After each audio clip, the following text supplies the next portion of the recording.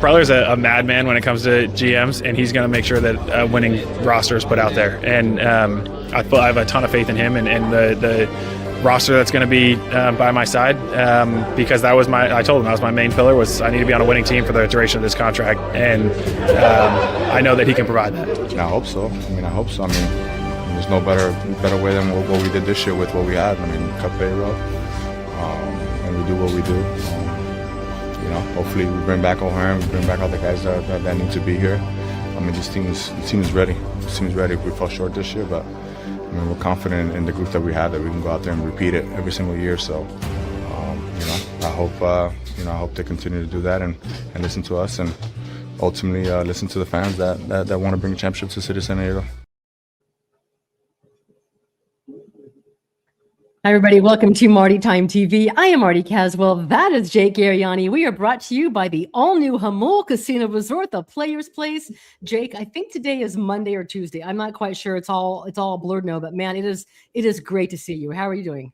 It's always wonderful to see you, Marty. It is a Tuesday, just to help you keep up on that. And I'm doing quite well as we roll into this holiday season, and feeling good, ready for the new year, ready for all this Padres excitement that I know you're just chomping at the bit to discuss. So let's rock and roll with it. I am. Now, you saw that open. That was Michael King from his introductory press conference. I asked him, afterwards, did the Padres tell you about their sense of direction?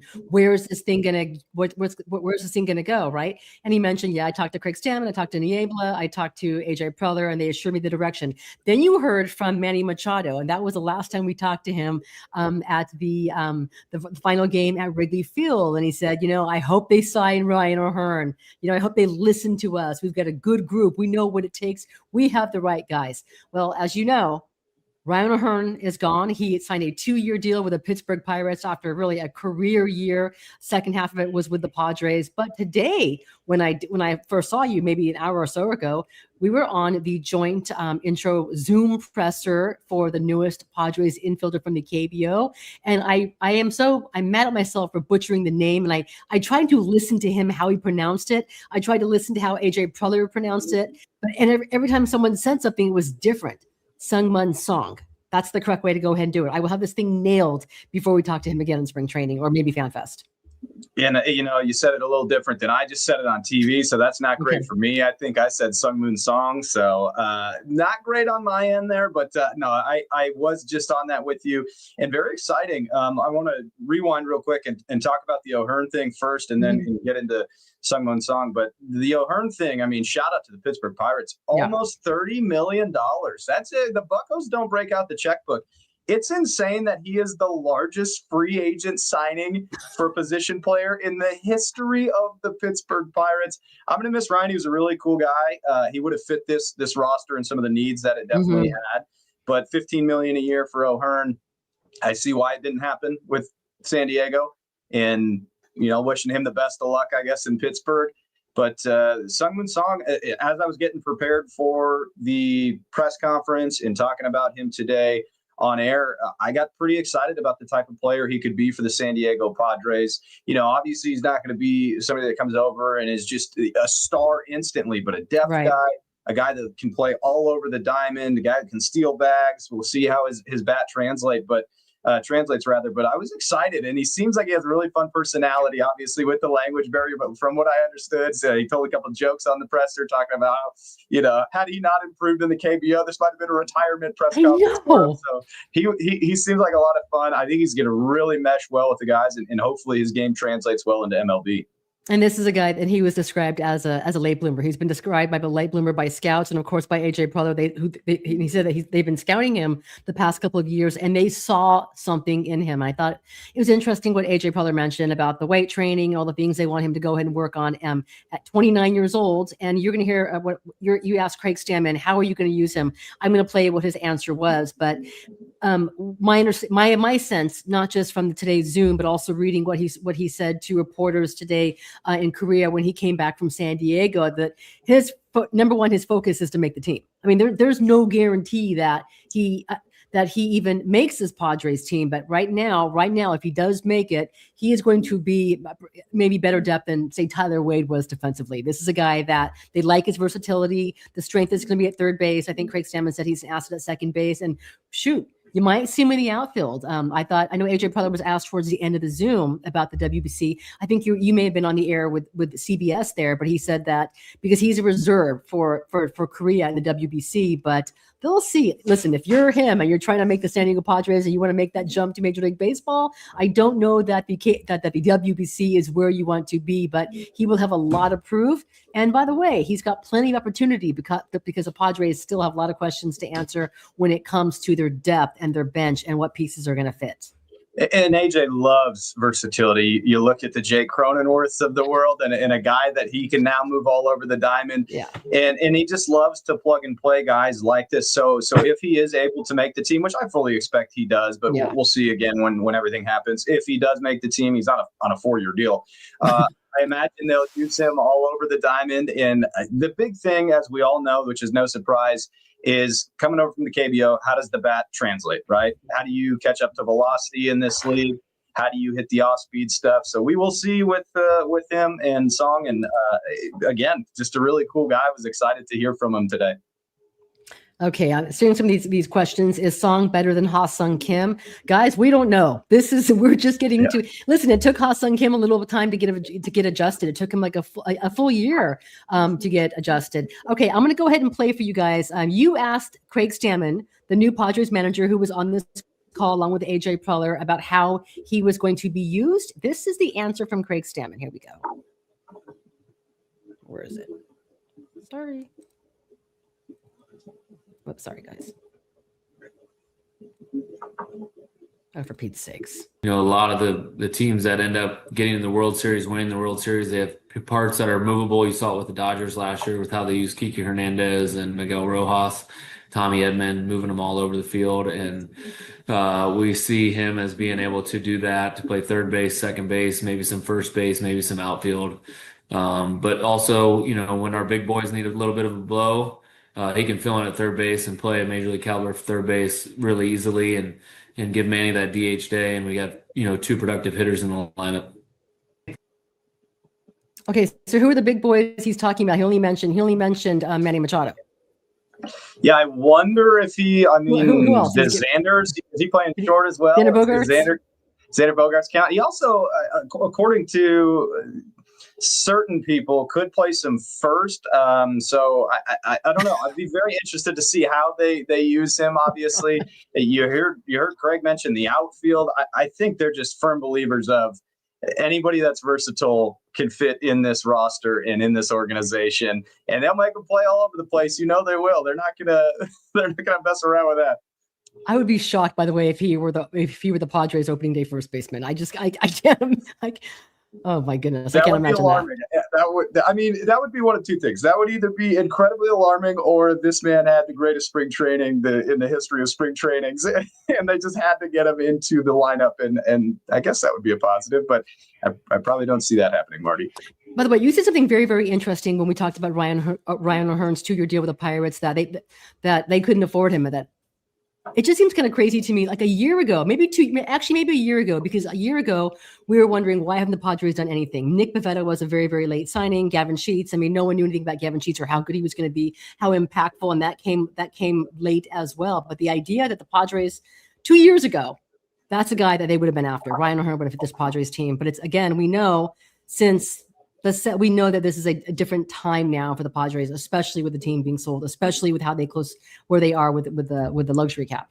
Well, I'd like to clarify. I technically didn't say they couldn't afford him. I just said I don't think they were going to pay $15 million for O'Hearn. And when you're in this situation that the Padres are, it's about spending very smart now, right? Yes. Like we've seen AJ maybe not spend so smart, and that's probably me being very gracious wording it that way. We've seen the Padres spend to spend because they really want somebody. Now they put themselves in a bit of a box here where if they're going to spend money, aka Michael King or somewhere here, it's got to be smart money. So. And I'm not saying Ryan O'Hearn wouldn't have fit this roster and been great, but do you trust O'Hearn has a follow-up to his best season at $15 million? Not so sure. So I just think the Padres are very particular about how they're going to spend their money moving forward.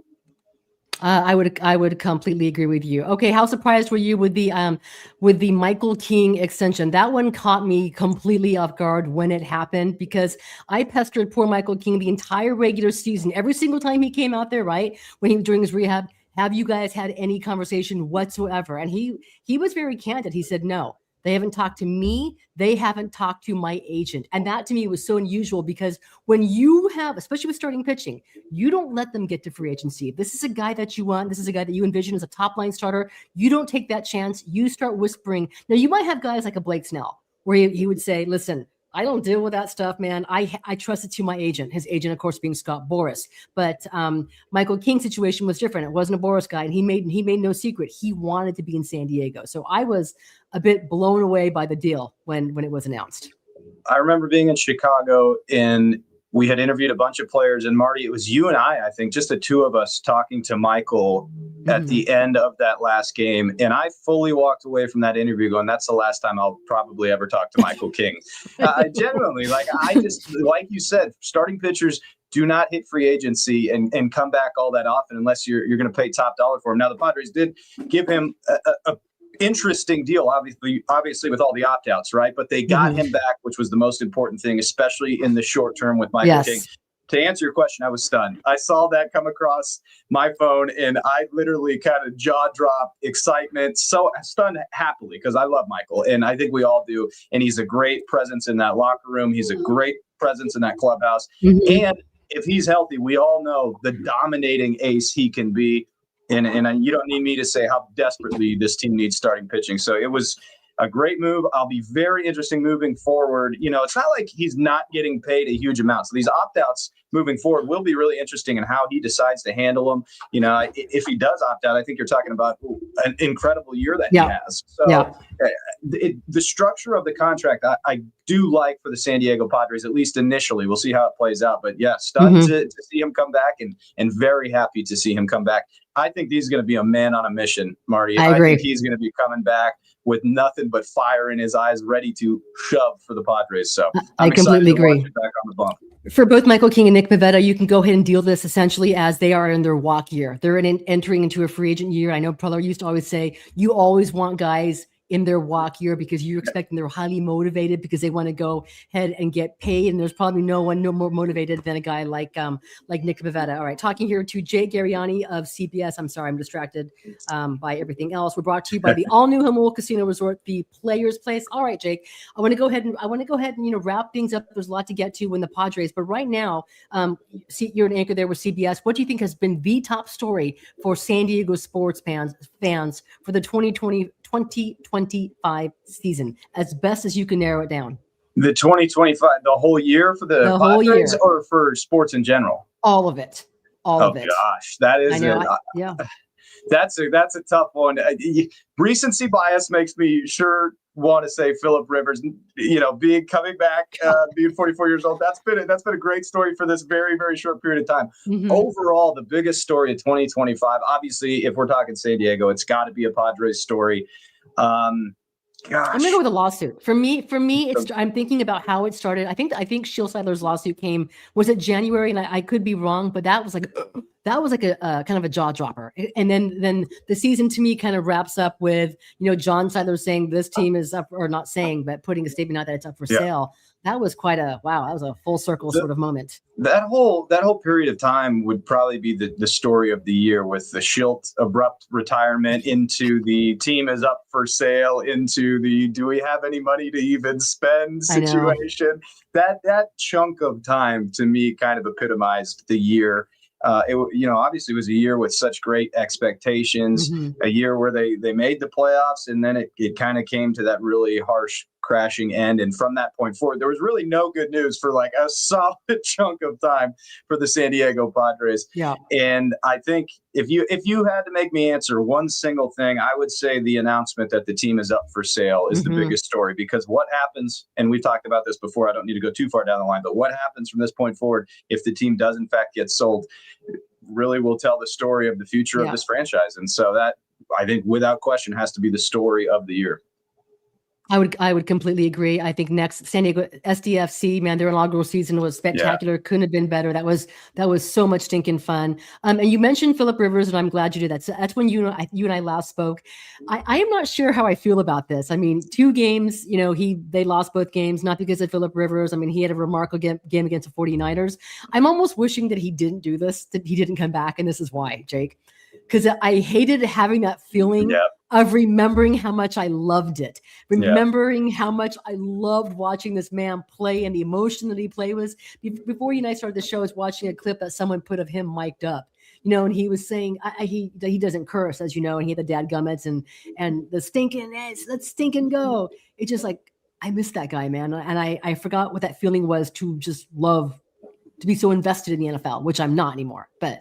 That's such a wonderful point. It's like somebody went up to that scar that has healed up for a lot of us here in San Diego, not fully, but it's healed up, and somebody just ripped it right back open and just said, hey, you remember how much fun this was? You remember when you loved this? And we all go, hell yeah, we do. We miss it. And that made us miss it even more.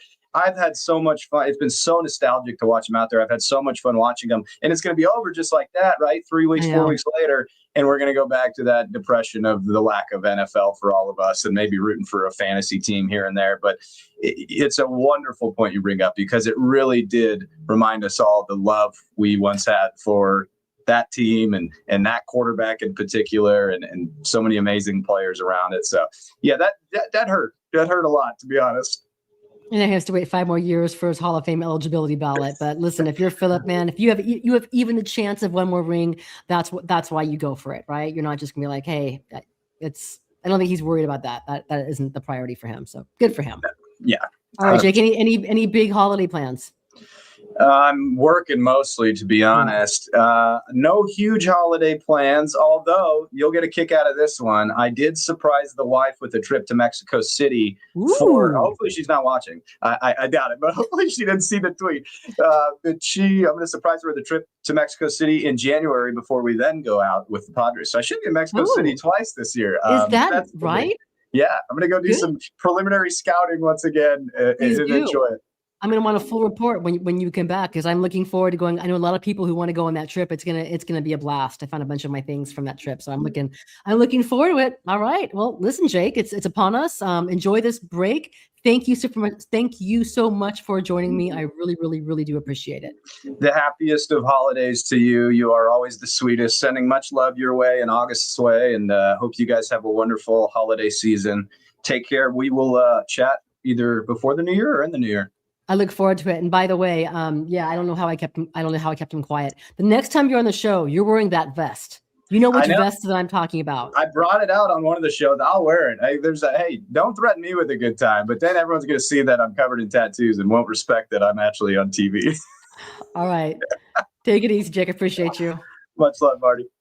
All right. That was Jake Garegnani from local CBS 8. He is the absolute best. Make sure you follow him at Jake Garegnani on Twitter, on the IG. And of course, you can watch his sports shows on local CBS 8. Okay. Before we wrap up today, I'm going to play a couple of clips. One is from Sung-Mun Kim's Zoom today. He was asked by Jake, by the way, about his relationship with Ha-Sung Kim. They are, of course, KBO teammates. This is song from today's presser. Give me 1 second, guys. Here we go. 가까운 사이고 통화도 자주 하고 가끔 식사도 하는 그런 사이고 이제 하성이 sorry. 일단 너무 좋은 도시, 또 너무 좋은 팀메이트, 너무 좋은 이제 구단 직원들 덕분에 너무 즐겁게 생활했다라고 얘기를 해줬고,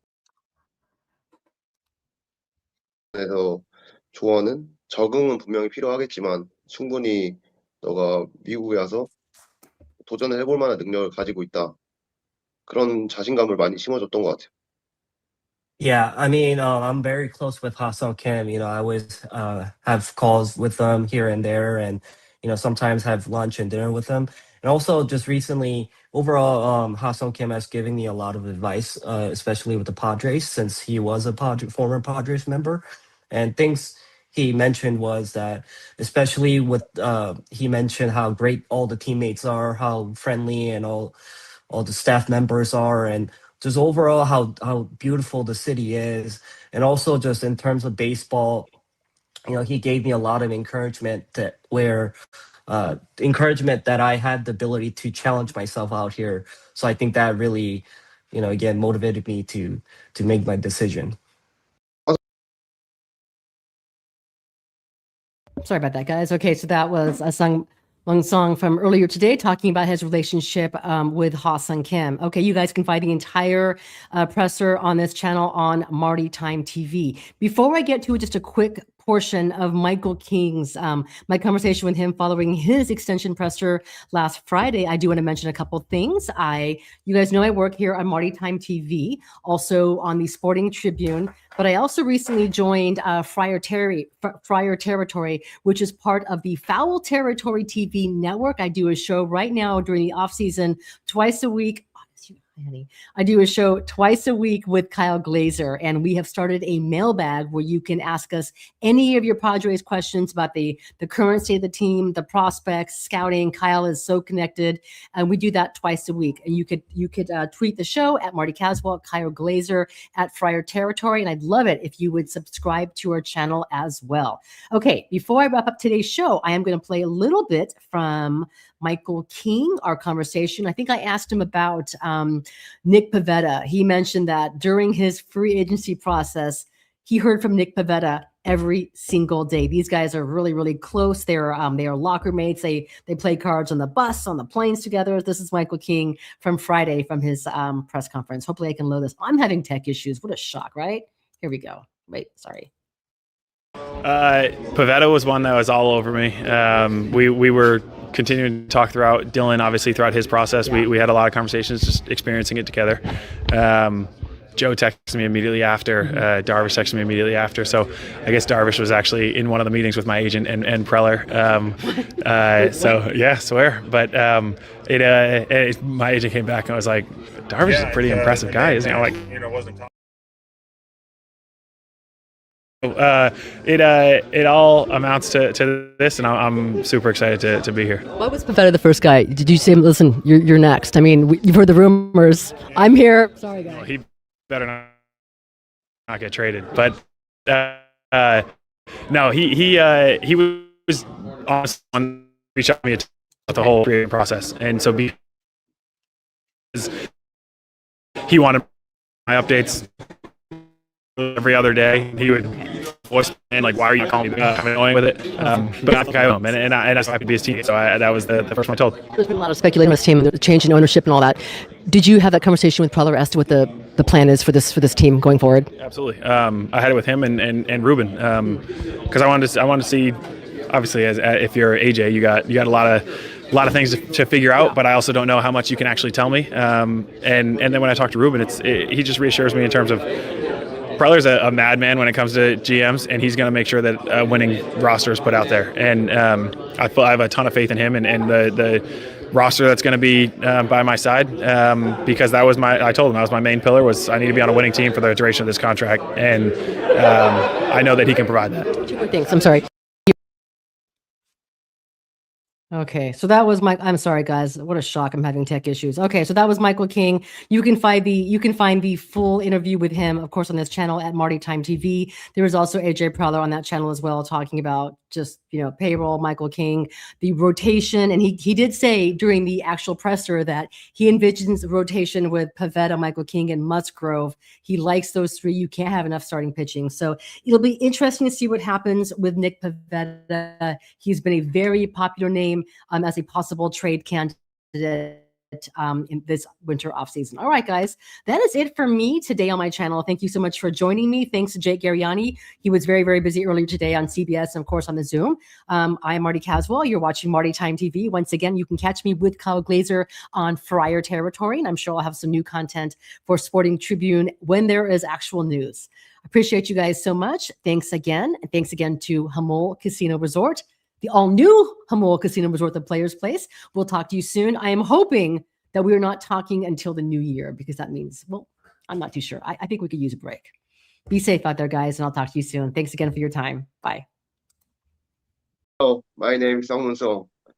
I'm happy to be here today and very excited to be in San Diego. Let's go Padres!